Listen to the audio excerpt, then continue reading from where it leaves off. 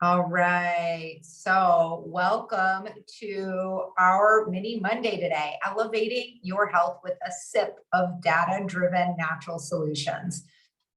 And today we will be talking about painful periods, why they happen, and what you can do.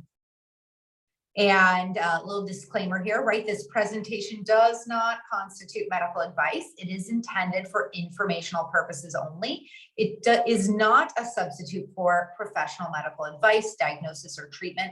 Do not ignore professional medical advice or seeking treatment because of information contained in this presentation. And of course, if you think you may be having a medical emergency, immediately call your doctor or dial 911. So the intention for today's conversation is that you are present to what your health makes available for you and your life.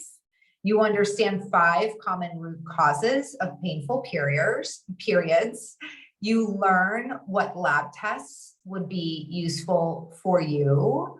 You are tooled up with 3 nutritional shifts to impact your hormones. Can supplements help? Question answered. And we'll talk about one woman's story of painful periods solved and resolved by taking a data-driven, well-empowered approach. And then we'll talk a little bit about how we can work together if that is something you're interested in pursuing. So the first thing I invite you to contemplate is, what does your health make available? And said more specifically, as it pertains to painful periods, why is alleviating painful periods important to you? And why I ask this question is, when we're connected to what our health is for, right? What an outcome would make available for us in our experience of ourselves, of our body, of our lives, it really changes the very nature of the conversation and the actions to be done to live into that future, to live into that reality. So I'm just going to be silent for a moment and give you all a chance to contemplate, what does your health make available? And more specifically, why is alleviating painful periods important for you?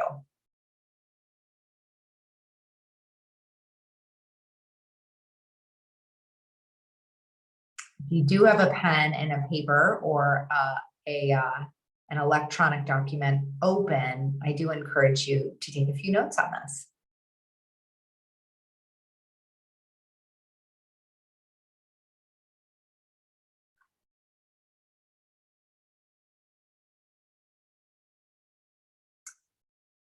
Okay, and to me, your why is really what this is all about. So I created Well Empowered with a specific mission in mind, and that is people bringing their gift fully to the world and inspiring others to do the same. And to me, that's really becomes available with the foundation of health and vitality you intend. So we're going to do a little pop quiz here. The medical term for painful periods is A, dysphagia, B, dystonia, C, dysmenorrhea, or D, amenorrhea. Just a fun little medical terms quiz here, right? So I'll give you each all a second to guess. And the answer is C, dysmenorrhea. So dys is that first part of the word. Dys is referring to difficulties, and phagia means swallowing. So if someone had a difficulty swallowing, that would be dysphagia. Dystonia actually relates to muscle tone. So disruption or troubles with muscle tone and muscle contraction. Dysmenorrhea is relating to troubles with your menstrual cycle, and in particular referring to painful periods. Amenorrhea is actually the absence of periods. So there are, that's what we're dealing with here in these medical terms. Now on to the meaty stuff that you're here for. So 5 commonly overlooked root causes of painful periods. The first one, and we'll talk a little bit more about this in a moment, is imbalances in sex hormones, and especially imbalances caused by adrenal fatigue. So we'll talk a little bit more about how that happens in a moment. 2 is hidden food sensitivity, so hidden reactions to food. So oftentimes people think if they had a food sensitivity, they would know it because they would notice the symptoms immediately. But the truth is that some food sensitivities, given by the nature of the immune response, can take up to 72 hours to show up, making it really difficult to pinpoint the food you're reacting to. So hidden food sensitivities is a common root cause of painful periods. And then number 3, nutrient deficiencies or insufficiencies, another commonly overlooked root cause of painful periods. And we have elevated inflammation. And then last on this list, we have an underactive thyroid, also known as hypothyroidism. So a little bit more on the disruption of sex hormones that can be caused by adrenal fatigue. There's going to be a quiz on this diagram at the end of our conversation. Just kidding. But really, I want to highlight a few things about this lovely little map we have here.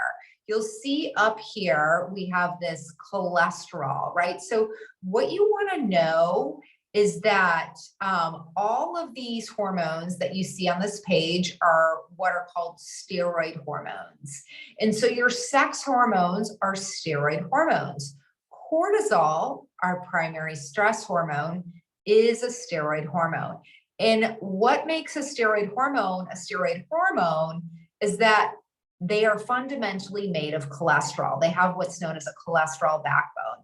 So cholesterol is to cortisol and progesterone as, and we could also say the same as testosterone or one of our estrogens. So cholesterol is to cortisol and progesterone as eggs are to an omelet or a quiche, meaning you need eggs to make omelet and you need eggs to make a quiche, and you need cholesterol to make progesterone, and you need cholesterol to make cortisol, and all of these other items on this page. So what happens with adrenal fatigue is that our body very ingeniously prioritizes the production of cholesterol over our sex hormones. So when there is lots and lots of stress on the body, and your body is constantly being called to make cortisol, there's a demand to make cortisol. If the body needs to, quote unquote, make a choice between how to use that cholesterol, just pretend you have 6 eggs, but you need 10 to make both quiche and an omelet, and you have to choose one or the other, right? So maybe you choose in this situation, let's pretend quiche is our cortisol, because I'm just imagining it'll be easier to feed a lot of people with quiche than with an omelet. So similar situation, right? Your body's going to prioritize where it goes, puts that cholesterol, and it's going to use it to make cortisol because we need cortisol to stay alive. We actually need that cortisol to stay alive. Whereas we don't need to feel sexy, and we don't need to procreate, and we don't need to have beautiful hair, skin, or nails. So our body will make the cortisol at the expense of sex hormones. And that is one of the ways that we can, an imbalance in our sex hormones can evolve such that you arrive at a place with painful periods. Then we're going to look at here, right? So how might I uncover the root cause of my painful periods? The punchline is gathering data. We know that guessing is gambling. And, really to say a little bit more about why lab tests are so important, a data-driven approach allows for identifying root causes of your painful periods. Data-driven allows for a targeted, customized approach. And again, just to say it again, guessing is gambling. So we really want to understand what's going on for your body, because the same symptom can be the result of a variety of different disturbances in the body. So, what are some of the things that we'd like to test? Well, we can test imbalances in sex hormones caused by adrenal fatigue through a salivary assessment of adrenals and sex hormones. And this is, when we do this at a specific point in the cycle. For women who have a 28-day cycle, we do this collection between day roughly 18 and 21, something in that range there, and on a typical busy day, so not a relaxing weekend. And you actually end up collecting your saliva 4 times so that we can really gather the information we need. Sometimes I'll order this with melatonin, because if someone is struggling with sleep, whether it's falling asleep or staying asleep or severe morning fatigue, melatonin can be a player in what we're seeing. And so sometimes we'll also add melatonin to this. Another thing that we might consider testing is testing for hidden food sensitivities, and how we can identify hidden food sensitivities. I say test, but one way we can identify is in clinical partnership. What I mean by that is when I work with people, I actually have them track their nutrition and their symptoms. And just from years and years and years of clinical experience, I sometimes am able to tease out hidden food sensitivities in that manner. Another way we can find food sensitivities is through testing, but I want to warn people there are a lot of food sensitivities out there, and they're not all created equally. We want a really high quality test. So fundamentally speaking, we want it to be well validated. We want it to be comprehensive. We want it to be testing what we want to be seeing. How do we know it's well validated? At a bare minimum, it needs to be a CLIA certified lab. That's a lab certification that tells us there's a minimum standard. But also there are other things I look for in the assessment of using a lab company to ensure the accuracy of their results. The results they're giving us are valid. Some of the things that I like to make sure I test: IgG, this is an antibody that can be produced against food. That's a food sensitivity I want to be looking at. C3D, this is an immune reaction called complement that really can amplify a food sensitivity, make it even worse than we would expect it to be with just an IgG test. IgE is more of an allergy. Sometimes those hidden reactions can show up as low-grade allergies and are helpful to see. Once in a while, I'll be interested in IgA, another antibody. Less often than these other guys, but once in a while.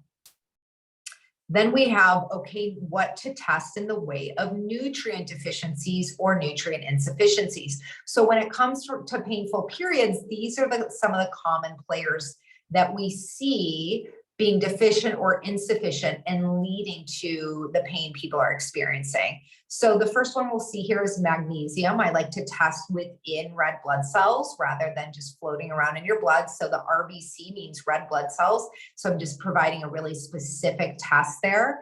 Then we have vitamin D. Thiamine is B1. It's our first B vitamin. B vitamin's a family of vitamins. There are a lot of different ones. Thiamine is one that can be playing a role in painful periods. Calcium can play a role in painful periods.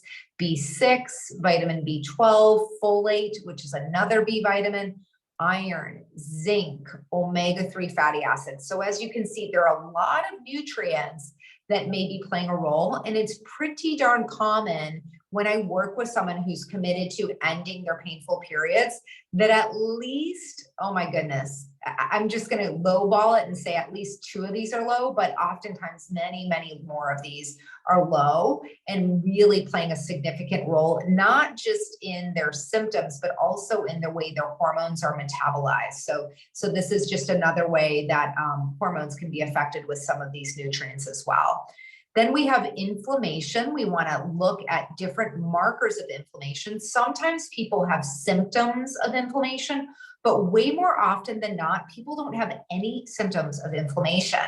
But we can test inflammation. We can measure it and see if it's playing a role. So these are the ways I like to test inflammation on a routine basis. The first one is HSCRP, high sensitivity C-reactive protein. The next one is homocysteine. To say a few more things about that, I like to see HSCRP at 1.5 or less. I like to see homocysteine between 6 and 8. ESR I do less frequently because typically it's just not as useful when it comes to long-term or chronic inflammation, which is really what we're interested in. And then we have a comprehensive thyroid assessment.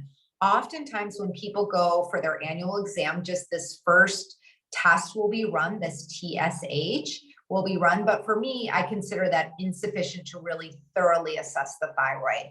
So I also like to do free T4 and free T3. I also like to do thyroid peroxidase antibodies and thyroglobulin antibodies. Sometimes I'll throw in reverse T3, but definitely we want to look at these guys to really get a good understanding of how your thyroid is working and if it is impacting your menstrual cycle in a negative way. So 3 nutritional shifts to positively impact your hormones. The first thing here we have on the list is eating for blood sugar stability. This is quite a long conversation about how to eat for blood sugar stability because it's comprised of both the things we want to do, what we want to be a yes to support our blood sugar stability, and also what we want to be a less to. In other words, what would be disrupting our blood sugar, causing spikes and valleys. So we're not going to go into that in detail, but certainly when I believe that is playing a role in someone's painful periods, that is something we're going to dig into really deeply and make sure you are very well educated on how to support your blood sugar, and also are geared up with strategies so that you can duplicate that on a regular basis, just knowing that making nutritional shifts can be challenging. Then we have number 2, doubling down on anti-inflammatory foods. So things like ginger, incorporating ginger into your daily nutrition, whether that's adding ginger to a smoothie, or you can get concentrated pure ginger. I know Amazon, you can get concentrated pure ginger. And if you just add hot water, you can drink like a real potent ginger tea. Other examples would be incorporating cinnamon into your, your foods, whether you're seasoning your vegetables with it. Other options for anti-inflammatory add-ons are things like garlic or green tea. Lots of really great options there on the anti-inflammatory front. And then the third one here that we're pointing out is playing a better game with alcohol. And the reason why this is important is that alcohol, our detox pathways, right? We talk about detox pathways all the time, like, detox is such a chic word. But detoxification is actually a combination of physiological processes. And we don't just detox our toxins, right? So most people would understand that alcohol is a toxin that our body needs to detoxify. Same thing with pesticides or pollution. But alcohol, but beyond those things, our hormones actually go through our detox pathways. So we want to make sure that our detox pathways have room for our hormones and aren't just spending all of their time and attention processing alcohol. And of course, with alcohol, we're also going to cause some depletion of nutrients, partially given by the stress on our detox pathways and partially through other mechanisms. So supplements, what may help? What may help with painful periods? First of all, targeted supplementation, right? Supplementation based on your lab results, replenishing nutrients, anti-inflammatory supplements, adrenal support if that's what's indicated, sleep support if that's what's indicated, blood sugar support if that's what's indicated, right? So really being targeted in our supplementation approach is always what we want to do. Just to list a few botanicals that can be really, really helpful in supporting hormonal balance and relieving painful periods. And these work in different ways. The first one I'm calling out is something called maca. So maca is an adaptogen. Adaptogens are herbs that support our body's function They kind of like grease the wheel of communication. So in this instance, it raises hormone levels that are low and lowers hormone levels that are high, but it doesn't actually add any hormones to the body. But not all maca is created equally. And I will say my favorite maca supplement is something called Feminescence Pro. So just a little tip, I absolutely adore Feminescence Pro. A few other botanicals that I might incorporate when I'm working with someone. One is called cramp bark. Another one's called valerian root, black cohosh, ginger root, dong quai. These are all examples of different herbs, different botanicals that might be useful in relieving cramps. There's a supplement company called Vitanica that has a few formulations that are have a combination of some of these items that are really nice also. Detoxification support, right? Again, we talked about how our hormones go through our detox pathways. And so these are different nutrients that we might use if we feel like detoxification support is useful. Why might we think detoxification support is useful? Okay, well, let's just say you say, I've been drinking a little bit more than is ideal. Okay, then we already know detoxification support would be useful. If we see that your liver or enzymes are elevated, we know detoxification support is useful. If we see that you are not having regular daily bowel movements, liver detox, some kind of detoxification support is useful, because our bowel movements is one of the primary ways we get rid of our toxins. Also, if you just, have forgotten to drink water for the last decade, right? You're a camel, then we also could see that detoxification support is useful, because through our urine, that's another way we get rid of our toxins. So different ways we might support your detox pathways. Zinc is going to be a little more specific to supporting our hormones. Fiber is going to cover a lot of different things in detox support. Same thing with N-acetylcysteine, called NAC. DIM, diindolylmethane, is going to be more specific support for supporting the detoxification of sex hormones. Greens help a little bit of everything, right? Any kind of green, whether you're eating it, whether you're putting it in your smoothie. There are some lovely green supplements as well. Milk thistle is, again, a general detox support supplement that I really love. B vitamins are also really important for healthy, well-functioning detox pathways. So again, if I see someone has lower B vitamins than ideal, we'll be using B vitamins as part of the detox support, as well as a few other things. Lovely botanical called Schisandra that supports detoxification. Also, for those of you who struggle with constipation, Schisandra is a really lovely option. I typically like it in combination with a few other things. There are a few lovely supplements that include Schisandra as a way to support detox pathways and healthy bowel movements. And then lastly, we have here cruciferous vegetables. So incorporating those into your daily diet. Cruciferous vegetables are things like broccoli, kale, cauliflower, bok choy, Brussels sprouts, and the quote unquote active ingredient in cruciferous vegetable is this DIM. So not only do we have supplements that can be useful when called for, but we can also really support our detox pathways nutritionally. So now a little story, a real life story about a woman, Anna. Her must-have health outcome was relief from debilitating periods. So when she came to see me, she had been dealing with painful periods since the end of 8th grade. She was in her 20s at this point. She regularly had to skip work for multiple days each month due to the severity of her cramps. They were just so debilitating. She tried birth control pills. They made her feel emotionally unstable and anxious. She just did not like the way she felt, and she just was unwilling to tolerate that as the solution.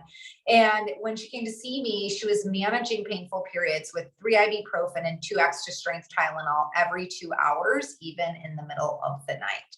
So they were bad, needless to say. So what we found out for Anna is that she had a variety of nutrient deficiencies: magnesium, B12, folate, zinc, vitamin D, and omega-3 fatty acids. So lots of different nutrient deficiencies. She also had some hidden food sensitivities. She had her testosterone was a little bit on the low side caused by nutrient insufficiencies.